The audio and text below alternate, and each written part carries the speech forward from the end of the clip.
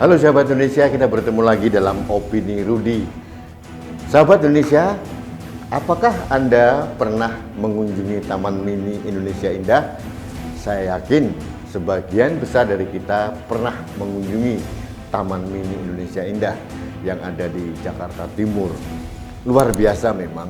Saya jujur saja lepas daripada kontroversi di awal pendirian Taman Mini Indonesia Indah, sebagai orang Indonesia, saya bangga kita mempunyai taman miniatur di mana kita bisa melihat keragaman budaya Indonesia, keragaman rumah adat Indonesia, keragaman flora dan fauna di Indonesia, juga ada keragaman budaya di Indonesia. Kita bisa melihat dalam hitungan waktu yang sangat singkat, semuanya ada di Taman Mini Indonesia Indah. Sahabat Indonesia, kenapa hari ini saya mengekspos tentang Taman Mini Indonesia Indah? Ini terkait dengan Peraturan Presiden Nomor 19 Tahun 2021 yang dikeluarkan oleh Presiden Jokowi tentang pengelolaan Taman Mini Indonesia Indah. Saya sedikit flashback bahwa Taman Mini Indonesia Indah itu didirikan atas inisiasi dari Ibu Negara, Ibu Tien Soeharto tahun 1970. Waktu itu beliau mempunyai cita-cita luhur untuk kita bisa membuat taman yang bisa dinikmati anak cucu kita ataupun tamu asing tentang keindahan dan keragaman Indonesia. Dan itu ternyata dapat diwujudkan dalam Taman Mini Indonesia Indah. Nah, di awal pendirian Taman Mini memang menimbulkan pro dan kontra. Pada waktu itu beragam komponen masyarakat, mahasiswa, beberapa kalangan kelompok tertentu memprotes karena memang waktu itu kondisi bangsa kita lagi sedang prihatin. Tapi waktu itu Presiden Soeharto memaksakan mendirikan itu di lahan sekitar 150 hektar di daerah Jakarta Timur, tepatnya sekarang di daerah Pondok Gede. Akhirnya jadilah Taman Mini Indonesia Indah yang kita bisa nikmati sekarang. Perlu saya sampaikan kepada sahabat Indonesia bahwa Taman Mini Indonesia Indah ini multi shareholder. Saya katakan demikian kenapa? Karena tanahnya semua adalah milik negara dan beberapa fasilitas dibangun oleh negara, tapi setiap anjungan per provinsi itu dibangun dan dirawat sampai sekarang oleh pemerintah daerah masing-masing. Contohnya di Jawa Tengah itu Pemda Jawa Tengah melalui keputusan dari Menteri Dalam Negeri waktu itu membentuk yang namanya UPT, Unit Pelaksana Teknis, untuk mengelola Anjungan Jawa Tengah. Jadi ini benar-benar unik sebetulnya. Secara keseluruhan ini adalah milik negara, tapi dalam pengelolaannya diserahkan pada daerah masing-masing. Nah, di samping ada anjungan daerah, tentu saja ada beberapa anjungan dari kementerian, ada dari badan usaha milik negara juga ada. Semuanya bertumpu di situ dalam satu wadah yang namanya Taman Mini Indonesia Indah. Sahabat Indonesia, awalnya pengelolaan Taman Mini Indonesia Indah ini berdasarkan Kepres Nomor 51 Tahun 1977. Waktu itu negara mengatakan bahwa Taman Mini Indonesia Indah semuanya ada di situ adalah milik negara yang pengelolaannya dilakukan oleh Yayasan Harapan Kita. Nah, ini menjadi soal berikutnya. Setelah reformasi, ini terjadi perubahan yang sangat mendasar. Pada waktu itu, negara ada bermasalah dengan keluarga Presiden Soeharto, kemudian yayasan ini diserahkan kepada negara. Tapi pada waktu itu, karena kita sibuk dengan politik dan reformasi yang tidak jelas arahnya kemana, pengelolaan Taman Mini ini masih belum ditangani secara serius oleh negara. Tetap dikelola oleh Yayasan Harapan Kita, dan waktu itu kita tahu mereka survive luar biasa untuk menghidupkan karena ini aset negara. Dan jujur saja bagi masyarakat ini sangat-sangat bermanfaat. Kalau anak-anak kita untuk lebih mencintai Indonesia, mungkin salah satu referensinya adalah kita ajak ke Taman Mini Indonesia Indah. Ini yang terjadi. Tapi pada saat Presiden SBY sampai tahun 2020 ini pengelolaannya tetap di Yayasan Harapan Kita, mereka survive, kemudian mereka hidup dari tiket masuk, tetap diaudit oleh BPK, tapi uang ini tidak masuk ke negara tapi dikelola langsung oleh yayasan ini. Ada beberapa surplus, ada beberapa kelebihan memang, tapi ini selalu diaudit oleh BPK. Sahabat Indonesia, menjadi soal kemudian ada beberapa pertanyaan. Kenapa tiba-tiba Presiden Jokowi kemudian menerbitkan Perpres nomor 19 tahun 2021? Saya menduga keras ini adalah cara Presiden Jokowi untuk menertibkan pengelolaan aset negara. Dengan diserahkannya Taman Mini Indonesia Indah ke Sekretariat Negara, ini akan dikelola dengan baik supaya apa? Aset negara tidak tercerai-berai atau mungkin bahkan ada potensi kita kehilangan beberapa aset negara seperti kasus Kompleks Senayan waktu itu. Nah, ini saya yakin Kementerian Sekretaris Negara yang ditugaskan untuk mengelola aset-aset negara seperti Kemayoran, GBK, kemudian Taman Mini akan belajar banyak dan lebih menata ulang Taman Mini ini supaya lebih indah. Ada beberapa hal yang ingin saya luruskan, bahwa ada beberapa orang mengatakan apakah ini terkait dengan tuntutan dari perusahaan Mitora kepada keluarga Cendana sebesar 584 miliar ke Pengadilan Negeri Jakarta Selatan. Saya katakan tidak. Karena apa? Objeknya berbeda. Dalam tuntutan Mitora kepada 5 putra-putri Soeharto yang ingin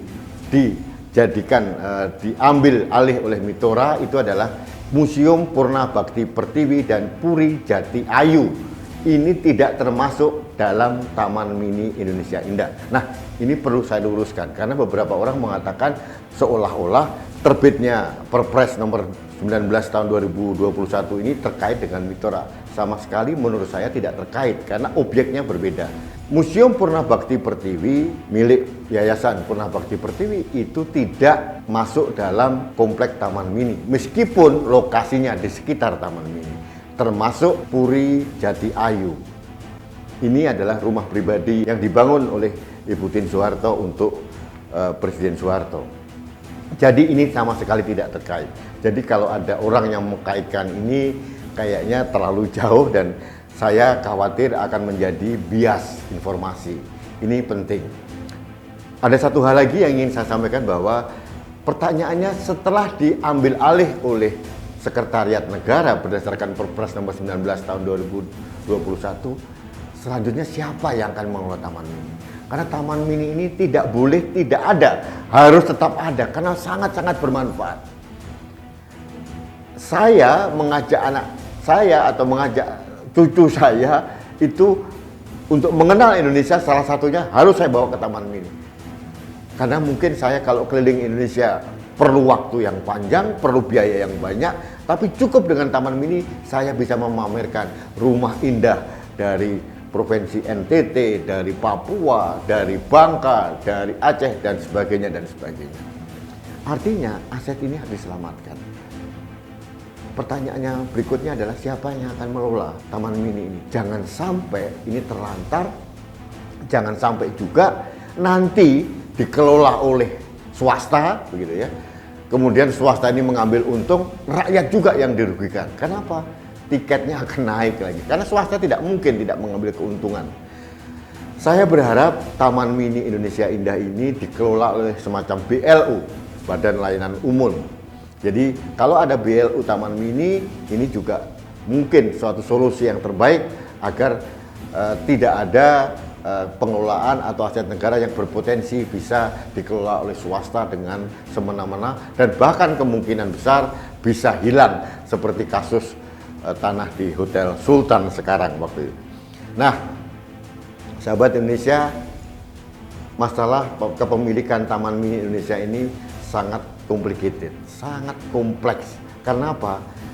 Aset-aset yang ada di dalam anjungan-anjungan, kemudian di museum-museum, contohnya Museum Perangko itu adalah milik dari Koninfo. Kemudian ada lagi Museum Telekomunikasi itu punya BUMN Telkom. Anjungan-anjungan itu adalah pemiliknya adalah daerah. Tentu saja perlu dipikirkan bagaimana tata kelola yang bisa mengadopsi semua kepentingan dari shareholder ini.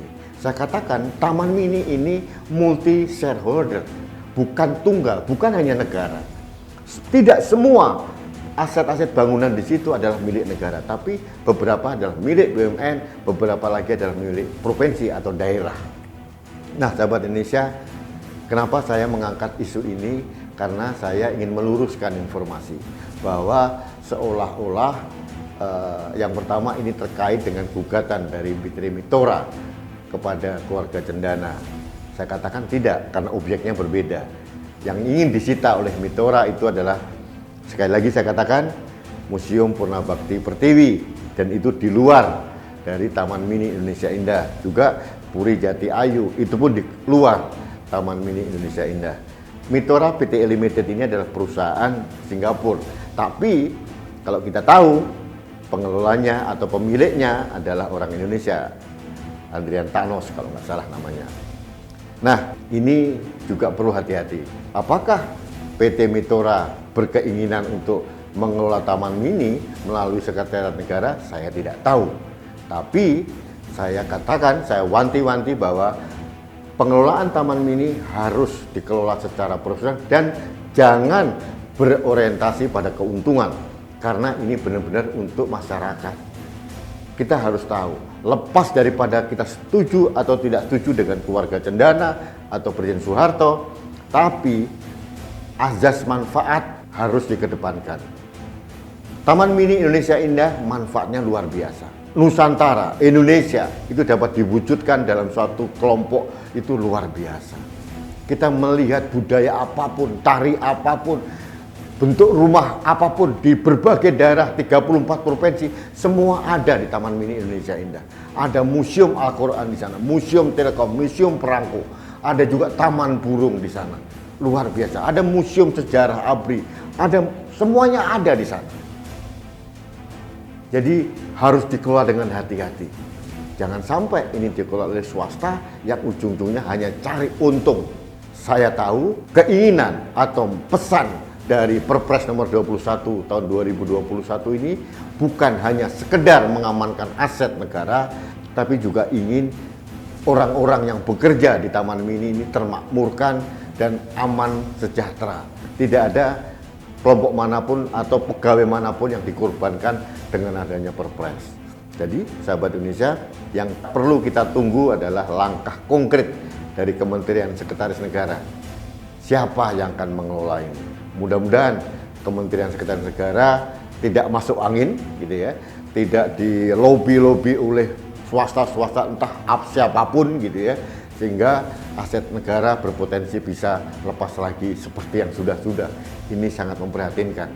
Pesan saya adalah Taman Mini Indonesia harus tetap ada dan dilestarikan dan dikelola dengan baik.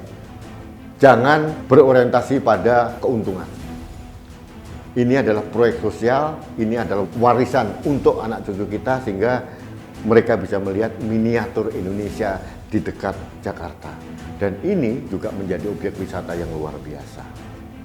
Sahabat Indonesia, ini pesan saya kepada kita semua. Saya menyambut gembira terbitnya Perpres tahun 2021. Karena apa? Karena sebelum-sebelumnya pada era kepemimpinan SBY dan Pak Jokowi di periode pertama ini tidak digarap dengan baik. Nah, sekarang Pak Jokowi tergugah untuk menerbitkan Perpres dan saya menyambut gembira supaya Taman Mini bisa dikelola dengan lebih baik lagi. Satu. Yang kedua, saya tegaskan bahwa tidak ada kaitannya gugatan PT Mitora kepada 5 anak Presiden Soeharto dengan terbitnya Perpres. Karena apa? Objek sitanya berbeda. Ini perlu diluruskan. Jangan sampai kita mendapatkan informasi yang simpang siur sehingga kita mempunyai pemahaman yang sesat atau salah. Baik, sahabat Indonesia, pesan saya adalah Taman Mini harus ada. Save Taman Mini Indonesia Indah karena kita membutuhkan. Anak cucu kita membutuhkan. Yang kedua, harus dikelola dengan baik.